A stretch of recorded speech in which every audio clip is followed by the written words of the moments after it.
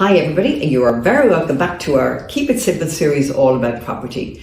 Now today I'm going to touch briefly on the LPT, the local property tax. The big question I get asked is, do we need to get an estate agent to calculate the LPT? The answer is no, you don't. But just to go through it with you, so basically the LPT, the tax was introduced on the 1st of July 2013, and it's a self-assessed tax annually that's charged on the market value of all residential properties in Ireland, and it's the LPT payments are submitted through the revenue online.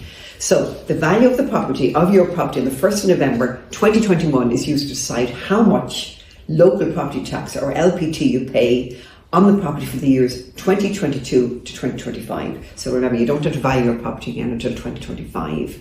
So Revenue have an online valuation tool, and they've also got a guide to help you arrive at the value of the correct value, or as accurately as you can, the value of your property. And then, you need to take into account, you can do this yourself obviously, but you need to take into account the specific features, the size, the layout, how does it compare with other properties. Get around 3 average values. Is the property smaller, is it bigger than, say, the average property in your area? So, and if you have a property, let's say, that's exempt from LPT, remember, you must still value your property and submit your LPT claim to return, if you like, a return to claim that exemption.